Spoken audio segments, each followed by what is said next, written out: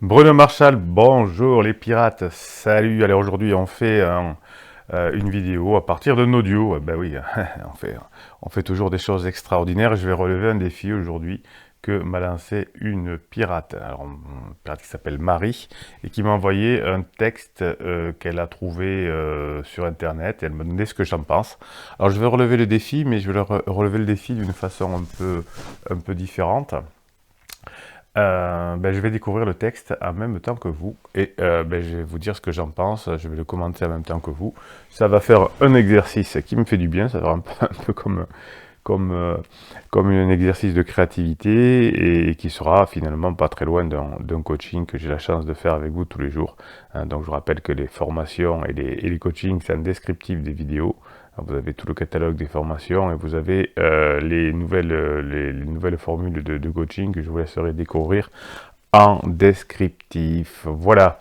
Allez, on y va. Alors, donc, le texte que m'a envoyé Marie s'appelle La détresse des maîtresses. La détresse des maîtresses, psychologie, et c'est un blog qui s'appelle Châtelaine. Voilà.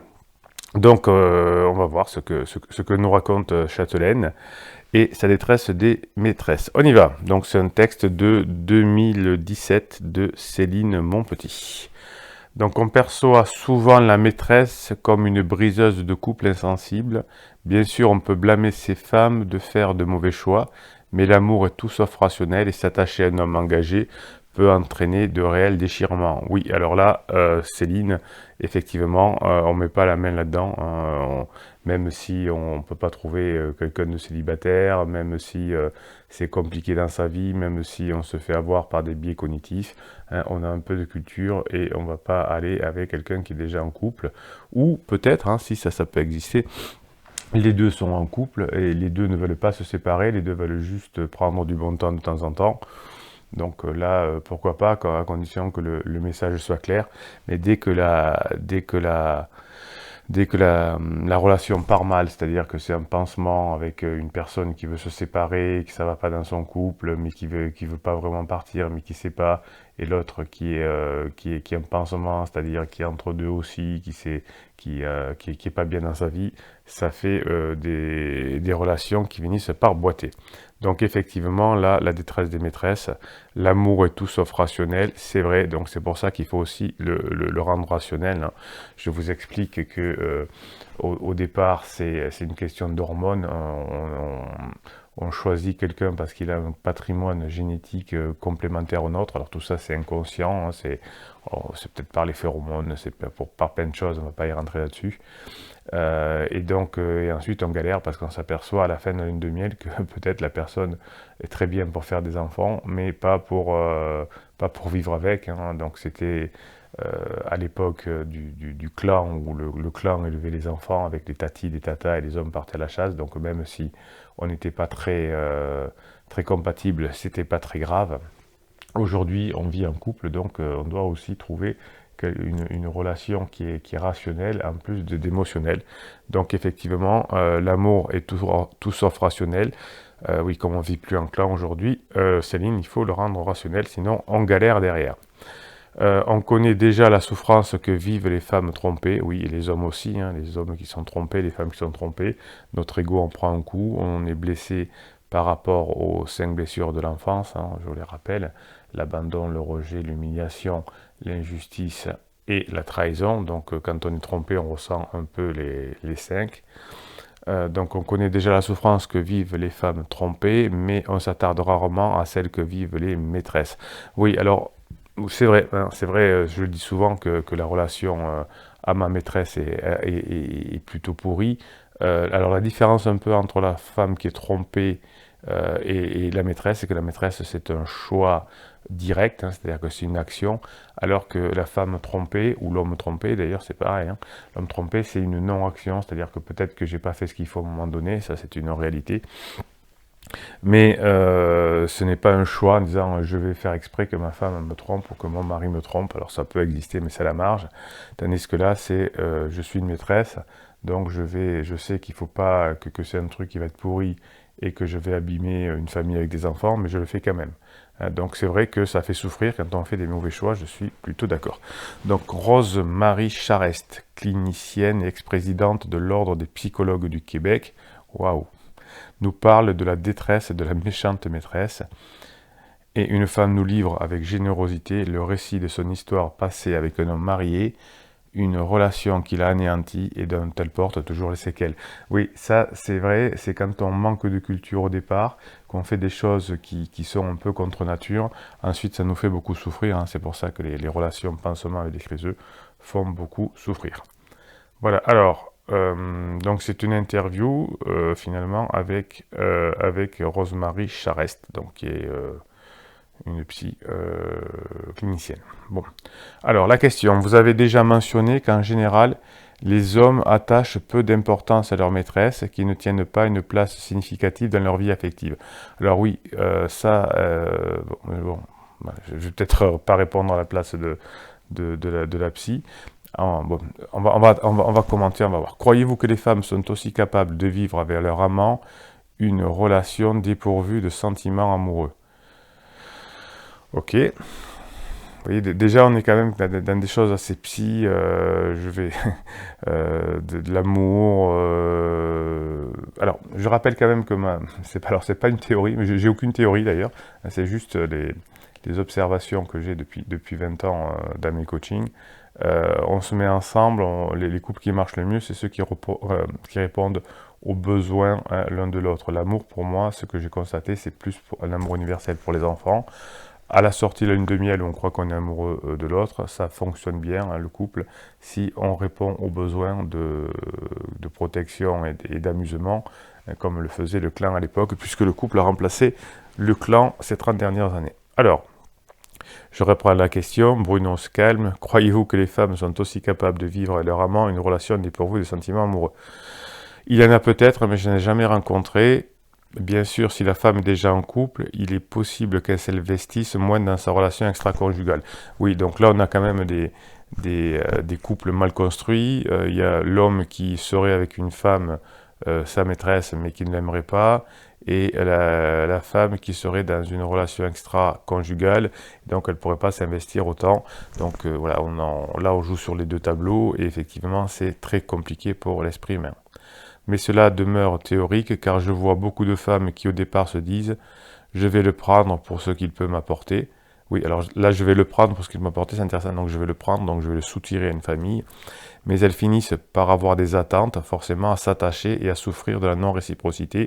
Oui, ben ça on le sait à l'avance, hein, faut pas s'engager dans des situations comme ça. Elles ont un désir amoureux qui dépasse largement le désir sexuel. Ça c'est vrai, hein, c'est un désir de fun, de protection, etc. Une femme ou un homme d'ailleurs, quand il se met en couple, échange une part de liberté contre de la protection et du divertissement plus facile et du sexe plus facile, et c'est évidemment c'est ça le désir amoureux, hein, c'est qu'on se sent mieux en couple. Là on voit finalement décrit des histoires où on dit ben finalement je prends le meilleur du couple, où je me sens protégé, où c'est facile, c'est plus facile économiquement, etc. Mais je garde quand même ma liberté et je vais tromper mon conjoint dans une relation. Donc là, il y en a au moins un des deux qui fait ça, et dans les questions, effectivement, il y a les deux. On juge beaucoup les maîtresses, pourrait-on aussi les plaindre?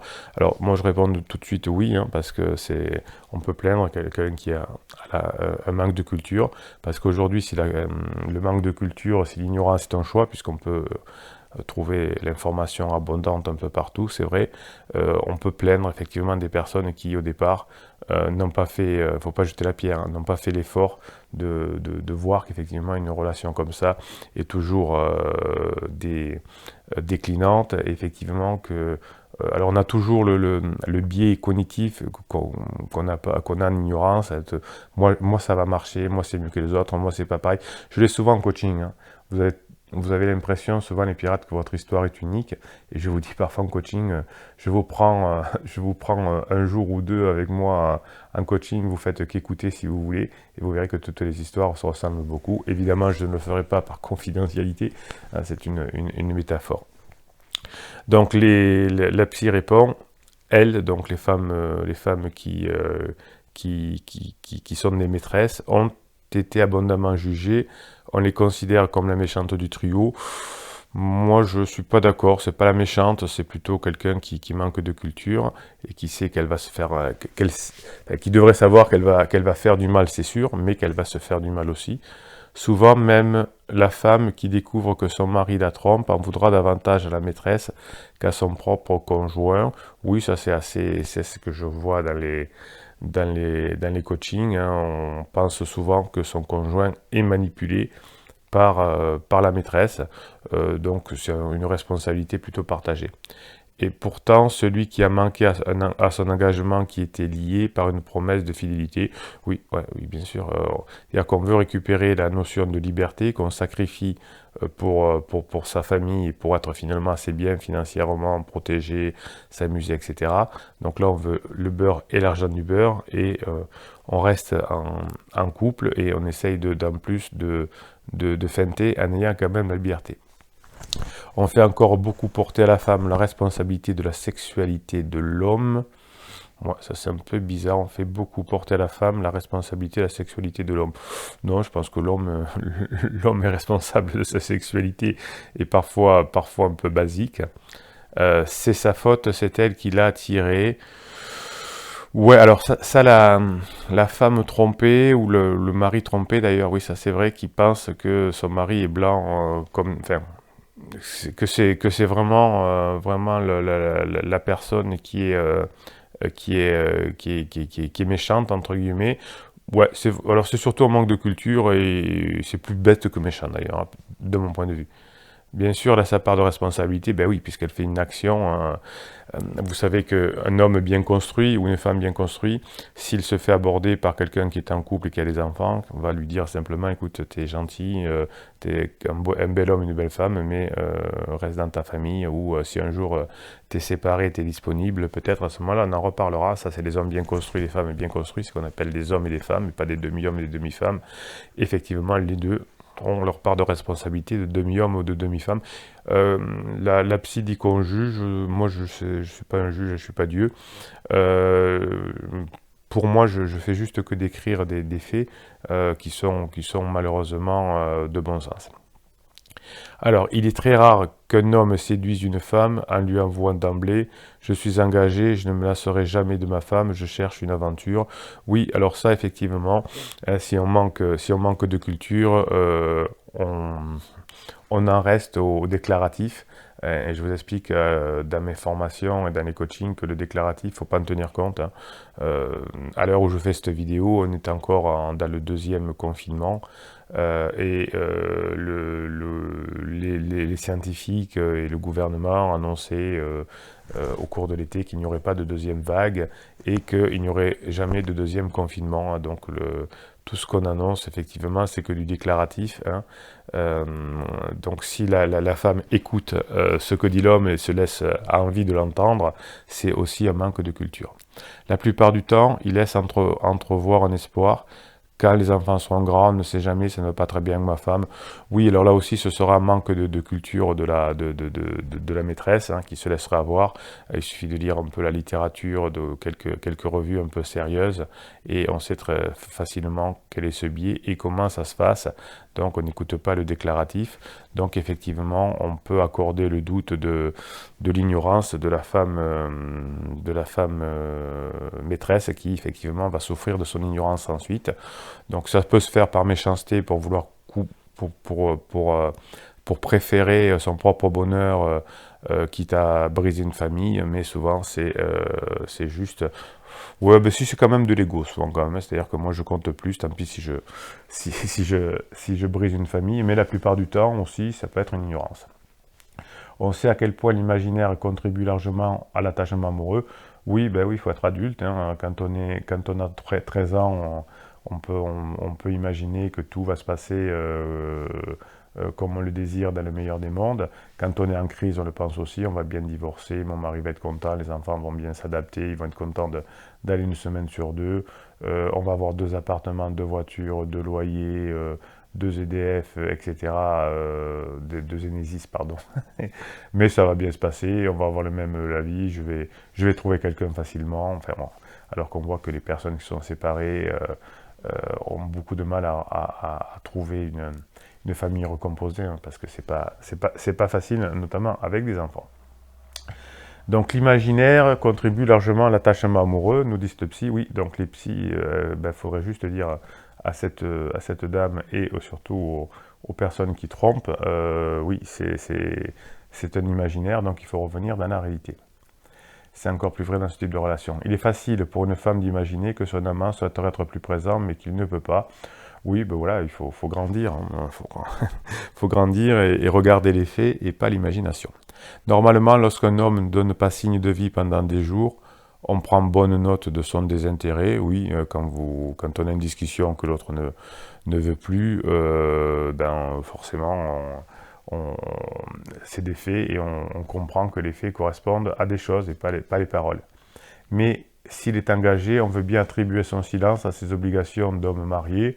Oui, on peut être bête aussi, mais moi je ne pense pas que les femmes soient aussi bêtes que ça, ou que les hommes qui vont dans une relation amoureuse avec une femme déjà mariée, moi je pense qu'ils ne sont pas si bêtes que ça. Je ne sais plus comment s'appelle la psy. Elle s'appelle, on va prendre que son prénom, on s'en fout. Rose-Marie Charest. Rose-Marie, c'est très bien, Rose-Marie. C'est joli. Alors, malheureusement, je suis un peu embêté parce que je trouve que les psys ou même les coachs, des fois les personnes qui interviennent sur Internet, on a tendance facile de penser que les êtres humains sont un peu abrutis. Moi, depuis que je fais ce métier-là, je vois beaucoup d'intelligence dans l'être humain, au contraire. Qu'il y a beaucoup d'ego également, hein. Mais j'ai un peu de mal avec des personnes comme ça qui prennent l'être humain pour un peu bébête. C'est vrai que parfois on manque de culture, je le dis assez souvent, mais ça s'apprend. Ouais, bon. Normalement, lorsqu'un homme ne donne pas signe de vie pendant les jours, on prend bonne note de son désintérêt, mais s'il est engagé, on veut bien attribuer son silence à ses obligations d'homme marié. Je suis pas sûr que les êtres humains soient aussi bêtes que ça, Rose-Marie. Marie-Rose, je sais plus comment elle s'appelle. Facile aussi d'imaginer comme la vie serait donc merveilleuse si l'homme qu'on aime était disponible. Oui, et non, parce que finalement, si on aime un homme indisponible, pardon, et puis on voudrait le changer. Je pense que être un homme ou être une femme construit, c'est d'aimer ou d'accepter, si on ne veut pas dire le mot amour, la personne comme elle est. Donc là, elle est indisponible, donc on voudrait la rendre disponible. Une image forte qui accentue le sentiment amoureux. Donc vous savez, vous pirates, que on doit aimer une personne avec ses défauts et ses qualités, et pas vouloir la changer parce que de toute façon, ça ne marche pas. Beaucoup de femmes préfèrent se contenter du peu qu'elles reçoivent, même en sachant que cet amour est impossible. Ouais, là je ne sais pas si c'est bien de critiquer les femmes comme ça, Rose-Marie, mais enfin bon. Car les quelques heures passées avec leur amant sont généralement des moments de grâce intenses et passionnels. Et oui, c'est la lune de miel, hein, c'est un truc un peu instinctif, on le sait. Donc quand on a la culture, quand on a le préfrontal qui fonctionne, on peut le savoir, on sait que c'est quelque chose qui n'existe pas, qui est hors du monde, qui peut nous donner du plaisir, mais qui ne peut pas forcément se reproduire dans le quotidien. La grâce et l'intense et le passionnel, c'est pas lié au quotidien. Or, dans la vraie vie, donc le quotidien, je pense, une relation de couple n'est pas constituée exclusivement de débats passionnels, je suis d'accord. Il y a aussi le quotidien, les petits tracas, la fatigue qui finissent par peser sur la relation. Oui, là aussi, il faut mettre des coups de pied aux fesses, hein, Rose-Marie. Il faut expliquer au lecteur qu'effectivement, oui, tout le monde a des problèmes, tout le monde a des tracas, des fatigues, on se met des coups de pied aux fesses de temps en temps, et c'est pas pour autant qu'on est fatigué que l'on doit faire peser sa fatigue sur son conjoint. Lorsqu'on fréquente un homme à raison de quelques heures par semaine, on peut avoir tendance à l'idéaliser. Oui, si on n'a pas la culture, on peut faire ça. On peut se dire, ah oui, oui, mais il doit être encore mieux dans le quotidien, puis je le changerai aussi, ou je la changerai aussi. C'est pour cette raison que ces femmes ont de la difficulté à rencontrer d'autres partenaires.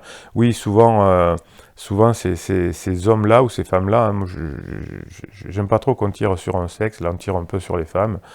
Ça me plaît pas trop, Rosemary, mais bon, c'est comme ça.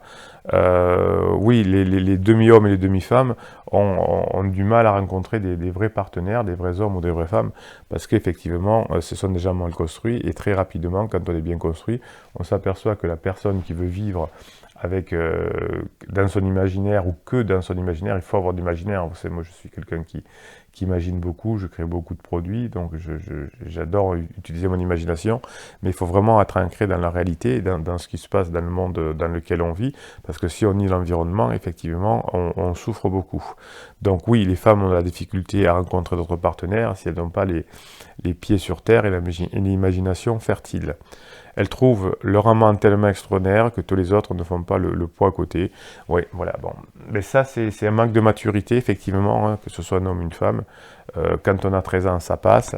Quand on a 30 ans, 40 ans, 50 ans, c'est problématique. Les maîtresses se sentent-elles coupables, jugées? Question, craignent-elles de se confier à leurs proches?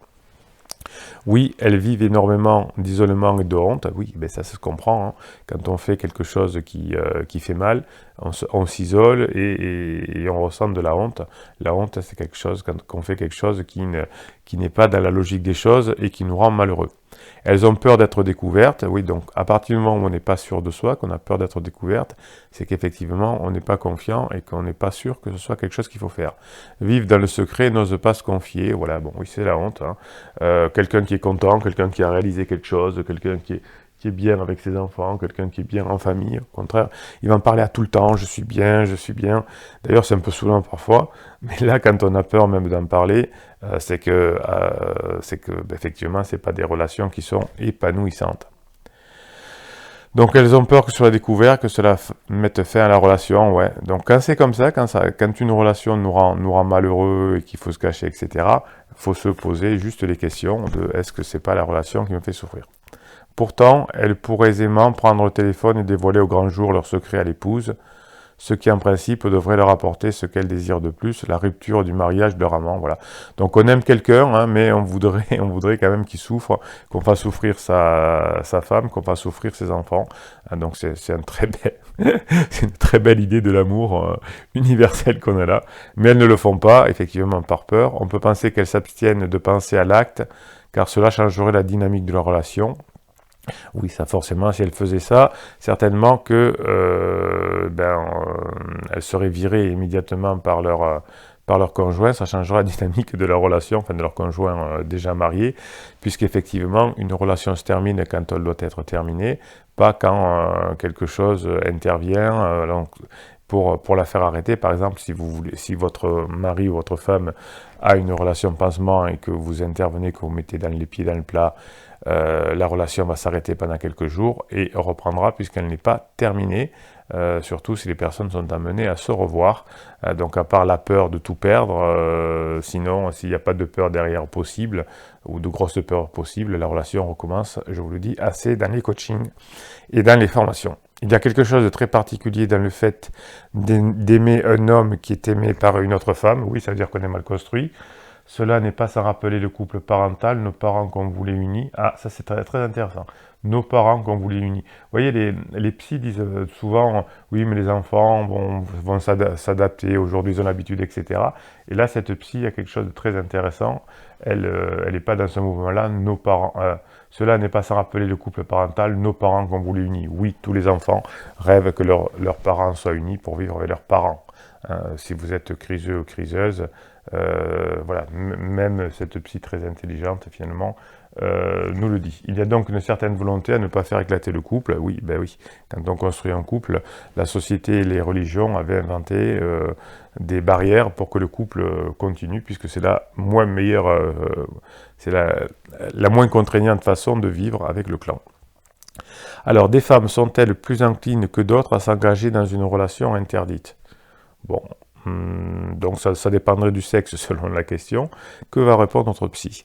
Certaines femmes cumulent les relations d'amour interdit. Oui, ben ça, faut un peu travailler sur soi, faut prendre un coach parce que sinon ça va être difficile dans la vie. Si une personne cumule les relations d'amour interdit, elle va certainement souffrir beaucoup et faire souffrir beaucoup de personnes. Sur le plan psychologique, il y a une dynamique qui fait qu'on peut être attiré par un homme inaccessible. Oui, ça veut dire qu'effectivement, il faut travailler sur soi, on n'a pas confiance en soi, on n'a pas compris les règles du jeu. Ce sont souvent des femmes qui ont peur de l'intimité, de l'engagement. Oui, alors quand on a peur, la peur est normale. Il y a un antidote très facile à la peur qui s'appelle le courage. Donc oui, mais moi j'ai peur d'intimité, j'ai peur de l'engagement. Oui, ben tu te mets des coups de pied aux fesses, tu bosses sur toi et ça va passer. Mais cette peur ne les empêche pas d'avoir un désir amoureux. Ouais, bon là ça devient un peu pathologique. S'attacher à un homme engagé, satisfait ses deux besoins, être dans une relation amoureuse sans intimité ni engagement. Oui, alors ça c'est possible, ça c'est possible, mais il vaut mieux le faire avec quelqu'un qui est dans le même état d'esprit que nous, pas quelqu'un qui est déjà engagé par ailleurs, sinon ça fait souffrir. Mais oui, moi je suis pas du tout contre des relations amoureuses sans intimité ni engagement, pourquoi pas, tout est possible, on n'est pas là pour faire de la morale ni pour juger. Même si consciemment, la femme désire vivre le quotidien avec cet homme, une relation à temps partiel n'éveille pas sa peur irrationnelle de l'intimité, c'est plus confortable. Alors oui, ça c'est un raisonnement de psy, on va chercher des trucs de l'enfance, un peu à la con. Ben, si tu as envie de vivre avec quelqu'un, eh bien tu regardes comment on peut être attrayant pour quelqu'un et quelles sont les règles de fonctionnement du couple. Il y a même des formations qui existent sur cette chaîne-là, les règles de fonctionnement du couple. On étudie les interdits, on étudie les règles de jeu de pouvoir, on interdit comment maîtriser ses pensées, ses émotions, et on y va, on bosse un peu sur soi, et on n'est pas dans sa peur irrationnelle de l'intimité. Oui, on a peur, mais on a un antidote, c'est le courage, je vous le répète. Donc, nouvelle question. La maîtresse vit dans l'attente que son amoureux devienne libre. Quelles en sont les répercussions sur sa santé psychologique? Alors, cela fragilise l'estime de soi. Oui, chaque fois qu'on fait un truc qui ne va pas dans le sens de la nature est assez dure avec nous. Donc, notamment les personnes qui sont en crise, qui vont tromper, qui vont être dures, qui vont vouloir couper des relations. Tout ça, c'est pas quelque chose qui est sain et logique, pour la nature en tout cas. Et donc, on fragilise l'estime de soi. Donc ça, c'est très vrai. Donc, quand l'estime de soi est brisée et fragilisée, est faible, c'est parce qu'on ne fait pas les choses donc dans le bon ordre. Ça devrait être bien connu. Quand on a un peu de culture, on le sait. Attendre d'être choisi, ne pas l'être, finit par la brimer. Oui, forcément, quand on met la main au feu, ça brûle.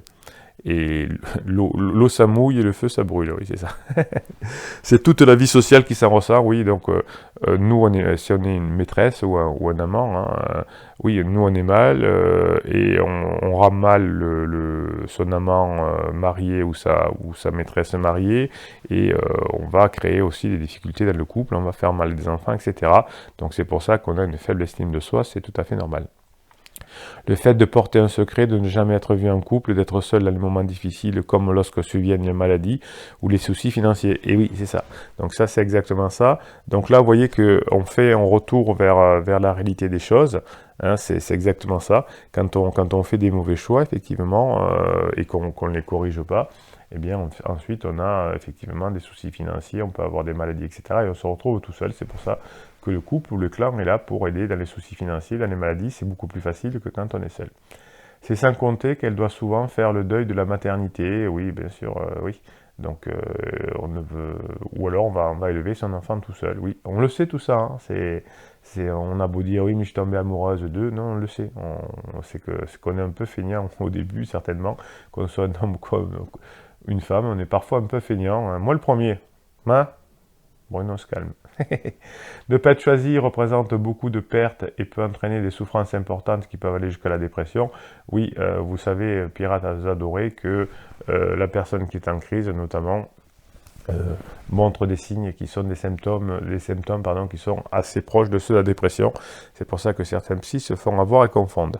On a tendance à banaliser la souffrance de la maîtresse. Non, toute souffrance mérite de... Non, je ne suis pas d'accord, madame la psy. Toute souffrance mérite d'être prise en compte. Mon métier de coach, c'est de gérer la souffrance des personnes, quelle qu'elle soit. Pourtant, celle-ci vit une réelle et une grande détresse. Oui, c'est vrai. Donc, quand j'ai des personnes en coaching comme ça, ben, je leur apprends les règles du jeu, etc. Et ça va beaucoup mieux ensuite. La personne retrouve une vraie relation. On comprend comment fonctionnent les relations, comprend la relation qui est heureuse. Et la personne, maîtresse ou amant qui était avec une personne mariée, ben, s'en détache et sort de sa détresse et va vers beaucoup plus de bonheur.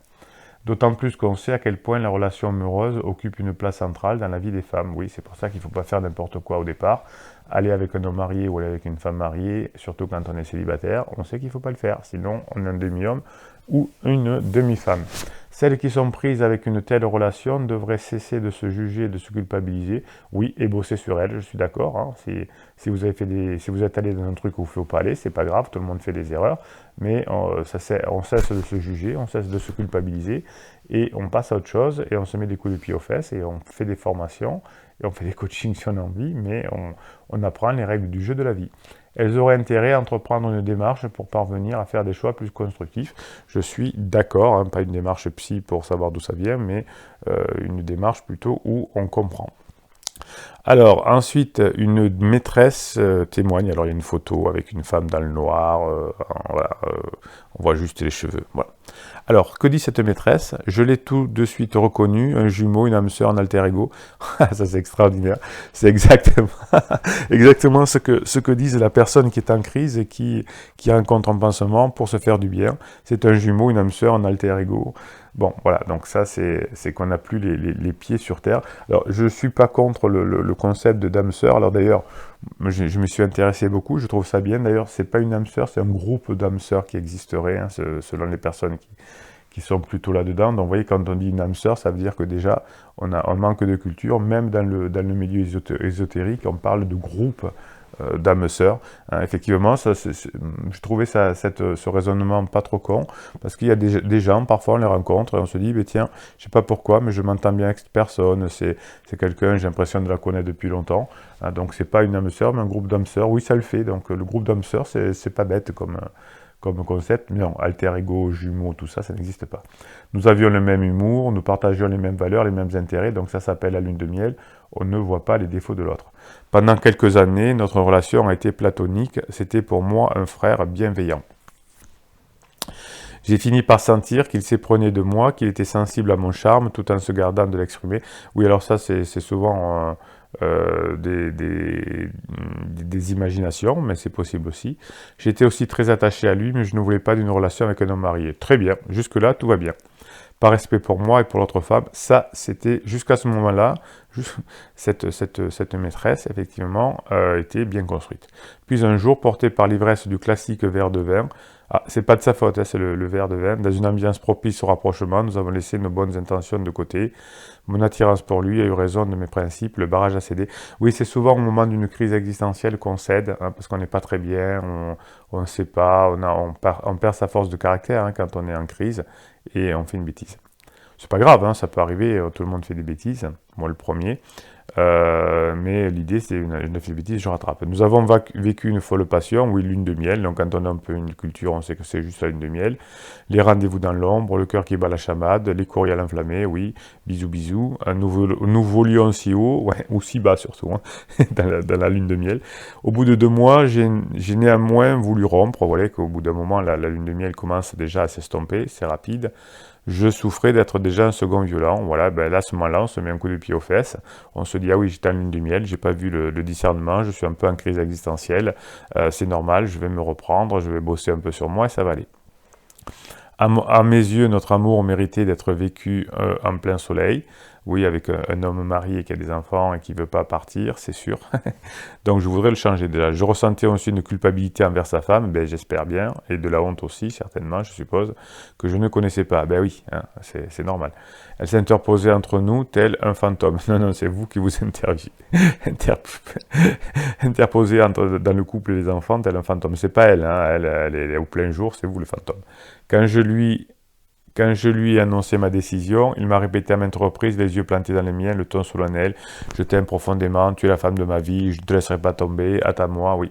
Donc ça, c'est peut-être qu'il le pensait, hein, le bonhomme, la femme dit ça aussi généralement quand elle trompe son mari, parce que comme on a une lune de miel, on croit que c'est la femme de sa vie. Je n'ai pas douté une seconde de sa sincérité, donc là on voit que cette personne a payé cher son ignorance des règles de la vie. J'étais certaine qu'il allait honorer son engagement, voilà, donc quand on se trompe à ce point, ça fait souffrir, la vie est un peu dure avec ça. Après tout, je ne le connaissais pas depuis longtemps, oui, c'est le principe de la lune de miel, excellent, excellent. Ceci dit, elle le connaissait depuis plusieurs années, elle avait dit, donc c'est pas, vous voyez que quand on est en crise, ensuite on se... on s'arrange avec la réalité. Nous étions en phase sur tous les plans, spirituel, philosophique, sexuel, affectif. C'est la lune de miel, madame, voilà, c'est ça. On voit pas les défauts, on voit que les côtés positifs, spirituels, philosophiques, sexuels, affectifs. Quand vous pensez ça d'un être humain, posez-vous la question si vous n'êtes pas en crise existentielle ou en lune de miel. Je l'admirais beaucoup, oui, ça c'est vrai. On admire beaucoup pendant la lune de miel. J'étais fier qu'un homme d'une telle envergure s'intéresse à moi. Oui, j'avais l'autre jour en coaching une personne qui avait trompé son mari. Bon, ils avaient un temps d'écart, etc. Et je lui ai posé la question aussi, qu'est-ce qui fait que vous, une jeune femme de 30 ans, soit allée avec un homme de plus de 50 ans, qu'elle avait rencontré, alors elle était vendeuse, il était venu acheter, il était chef d'entreprise, il était venu acheter un produit cher chez elle. Et elle m'avait répondu presque la même chose, hein, j'étais fier qu'un homme de telle envergure s'intéresse à moi. Donc vous voyez que c'est quand même très traditionnel. Donc on ne voit pas les défauts de l'autre. Et quand je l'ai eu au téléphone en coaching, bien sûr, son mari avait tous les défauts du monde, alors qu'à l'époque, elle était fière qu'un homme d'une telle envergure s'intéresse à moi. C'est intéressant d'avoir de la culture, hein, de la culture de relation, sinon vous voyez qu'on souffre beaucoup. Il correspondait en tout point au compagnon de vie que j'avais dessiné dans ma tête, vif d'esprit, cultivé, drôle, sensible aux autres et tendre. Alors ça c'est pas mal, hein. Je vous conseille d'avoir un avatar dans votre vie, c'est-à-dire de dire avant de commencer une relation, comment est-il, comment est-elle, comment j'aimerais bien que la personne soit, avant de le rencontrer, et après on voit si ça colle, mais vous voyez que là c'était comme elle l'avait pas préparé avant. Elle s'imaginait qu'il était vif d'esprit, cultivé, drôle, sensible aux autres et tendre, et à la fin on finit pervers narcissique, hein, bien évidemment, que ce soit un homme ou une femme. Alors j'ai attendu longtemps, les années qui m'ont suivi m'ont marqué au feu rouge. Ben oui, quand on fait des bêtises, ça fait mal, hein, la vie est assez logique. Mon mec, mon cum, refusait de me considérer comme sa maîtresse, j'étais son grand amour, oui, bien sûr. Encore une fois, ben, si on se fie au déclaratif, eh bien on souffre après. Étais-je naïve? Je ne crois pas. Non, juste mal cultivé. Non, elle n'était pas naïve, juste mal cultivée, je suis d'accord. Je continue de penser encore aujourd'hui qu'il était sincèrement épris. Il n'était pas le genre à accumuler des aventures, à se jouer des femmes. Voilà, ça c'est quand on aime quelqu'un, quand on n'arrive pas à avoir quelqu'un, on lui trouve plus de qualité qu'il n'a. Quand vous avez votre épouse ou votre mari qui est en crise et qui va voir ailleurs, on lui trouve à la fois des qualités puisqu'on veut le retrouver, mais vous le critiquez beaucoup également dans les coachings. Mais ce que je vous dis, c'est que comme vous me le décrivez, personne ne le voudrait, hein, à part quelqu'un qui est un pansement qui est mal construit, sinon personne ne le voudrait. Sauf que la situation a fini par me rendre dingue, oui, c'est toujours le cas. Je dormais mal, oui, les personnes en crise aussi dorment mal, hein, parce qu'on n'est pas bien dans sa vie. Je mangeais peu, voilà, problème de sérotonine. Je mange mal, je mange peu, je prenais des médicaments, je pleurais tous les jours. Super relation, on a bien fait d'y aller. Oui, c'est pour ça qu'il ne faut pas y aller, madame. Je lui cachais toutefois mon désarroi, la peur de le faire fuir. Lorsque venait le temps des vacances familiales, il se sentait coupable et me couvrait des cadeaux. Vous voyez que ce genre de relation, c'est culpabilité, honte, donc ouais. Pour un peu de plaisir sexuel de temps en temps, ça fait payer cher l'addition à cette dame et certainement à ce monsieur aussi. Je redoutais ces périodes durant lesquelles il se rapprochait de sa famille, rongé par l'angoisse et j'étais toujours dans l'attente d'un coup de téléphone ou d'un courriel. Voilà, ça s'appelle la dépendance affective, madame, il y a l'information là-dessus, hein. pouvez la prendre. Il me racontait les balades à vélo, la vue magnifique, les soupers chez le beau-frère. Je l'imaginais avec les siens et ça m'anéantissait. Il est un peu, il est un peu en crise, le monsieur. Il n'a aucune compétence sociale. Il va raconter à sa maîtresse les repas chez le beau-frère. Je ne supportais plus de ne pas être choisi. Ben oui, mais ça c'est normal. J'ai fini par le confronter car je sentais qu'il ne passait pas à l'acte. Oui, non, il ne passera pas à l'acte, bien sûr. Il vous le dit par ses actes. C'est durant un week-end à son chalet qu'il m'a annoncé par courriel qu'il ne quitterait pas sa femme, évidemment. Il n'y a pas de mots pour décrire ma douleur. Effectivement, le pansement, au bout d'un moment, saute. J'ai senti le sol se dérouler sous mes pieds. Oui, quand je vous dis en coaching que c'est dur aussi pour le pansement, que le pansement souffre et que la personne en crise souffre et que vous souffrez aussi, hein, que ces relations font souffrir tout le monde parce qu'elles ne sont pas naturelles, ben vous avez la preuve ici aussi. Peu de temps après, on m'a d'ailleurs diagnostiqué une dépression majeure. C'est normal, hein, quand on est à contre-courant et qu'on se bat beaucoup à contre-courant, on souffre. Alors selon ma psychiatre, cette rupture amoureuse fut l'équivalent sur le plan psychiatrique d'un arrêt cardiaque. Oui, je vous avais fait une vidéo là-dessus sur briser le cœur. Hein, il y a vraiment quelque chose là-dessus. Vous regardez la vidéo, mon cœur brisé, quelque chose comme ça, elle s'appelle. J'ai cessé de travailler, je me suis bercé pendant des mois sur la véranda de ma mère, chez ma mère. Ouais, plus on fait de bêtises dans la vie, plus on le paye. Hein. Par exemple, le burn-out est quelque chose qui nous fait payer finalement nos erreurs d'avoir trop travaillé ou d'avoir laissé notre famille, etc. C'est une façon de remettre le compteur à zéro. Ça fait très mal. Nous avons coupé les ponts pendant un bon bout de temps avant de renouer. Voilà, ça c'est ce que je vous raconte tout le temps. C'est des relations rebondes, donc on se sépare, on revient, on se sépare, on revient, et puis finalement, il a fini par me refaire les mêmes promesses avec la même ardeur. Évidemment, on ne va pas changer. Les choses ont évolué, disait-il. Eh oui, madame, il ne faut pas tenir compte du déclaratif. Je pense qu'il voulait y croire, non, pas du tout. Moi, en tout cas, j'y ai cru la deuxième fois. Ah ben oui, si on y revient après avoir été mal, etc. Bon, une fois c'est une erreur, deux fois c'est une faute, comme on dit. Bon, moi je crois pas à cette phrase-là, mais là, ça y ressemble un peu. Il a d'ailleurs annoncé à sa femme et à ses enfants son intention de quitter le nid familial. Donc là, il était en crise. Et vous voyez, ça ressemble à ce que vous vivez. Il a pris les services d'un agent immobilier afin de vendre sa propriété. Notre projet de vie commune reprenait forme. Nous allions vivre dans une jolie petite maison que nous avions repérée. Il allait me faire des enfants. J'avais hâte de le présenter à ma famille. La plupart des membres ignoraient ma relation avec lui. Il n'y a pas de fierté à dire qu'on voit un homme qui n'est pas libre. Et puis, je n'avais pas le goût d'entendre, ma pauvre fille, tu vas te briser. Oui. Donc, on cache la relation à sa famille. On cache la relation à sa famille parce que on a peur des critiques.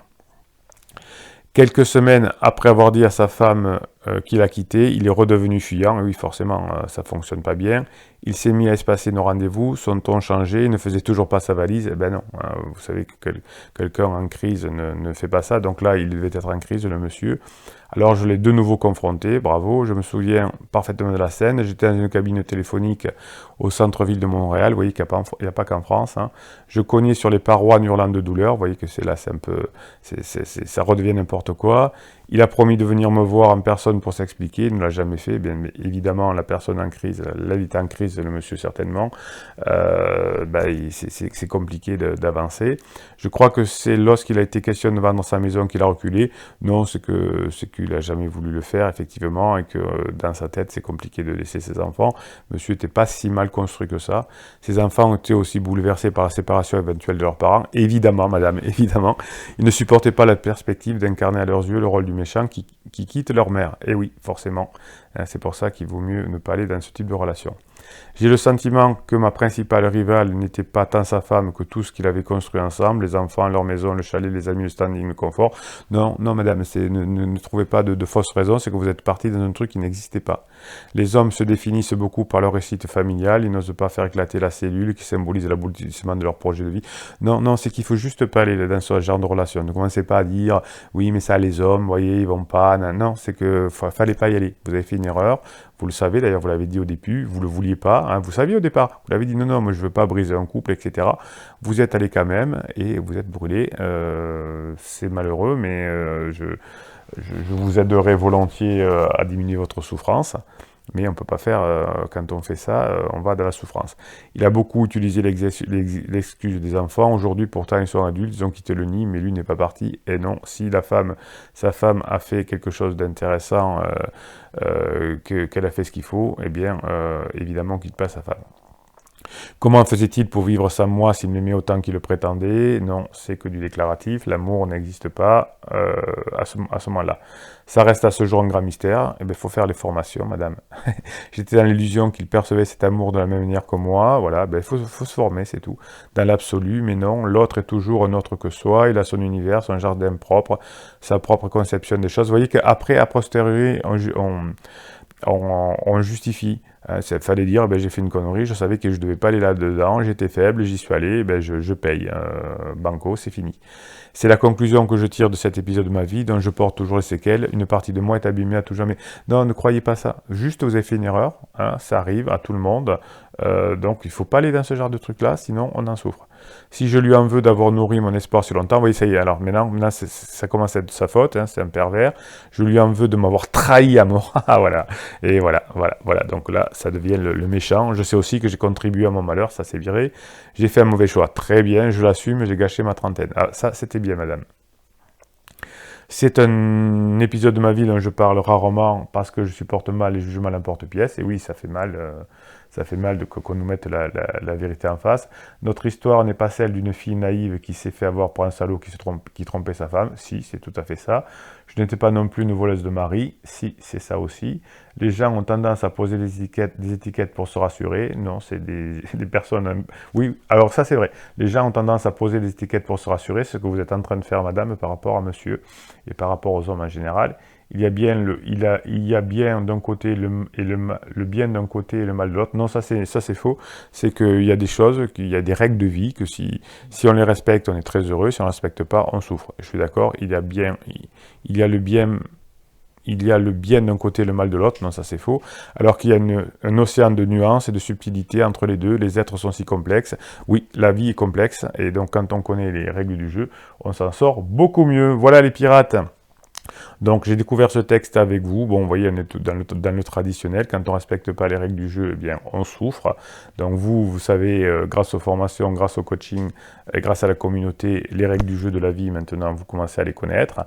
On les précise en coaching et vous avez les détails en formation. Mettez-moi des pouces en l'air, mettez-moi des commentaires pour que YouTube propulse plus ces vidéos et que nos idées se partagent. Vous avez les lives, vous avez les formations. Vous avez les coachings, vous avez le canal Telegram pour vous exprimer. Qu'est-ce que je vais vous dire encore? Eh bien, vous voyez qu'on est heureux ensemble, là, parce qu'au moins on ne fait pas ce genre de bêtises. Et en tout cas, maintenant vous avez la formation pour, et vous avez la culture pour. Allez, les pirates, je vous kiffe. Bruno Marshall vous dit, Bruno Marshall, il vous dit, bah, abonnez-vous et il vous dit à très bientôt. Après cette vidéo, un peu nouvelle, hein, je découvre avec vous un texte et je le commente, mais vous voyez que finalement, on retombe toujours sur des choses qui sont assez communes. Allez, Bruno Marshall, il vous dit à très bientôt. Passez une bonne journée.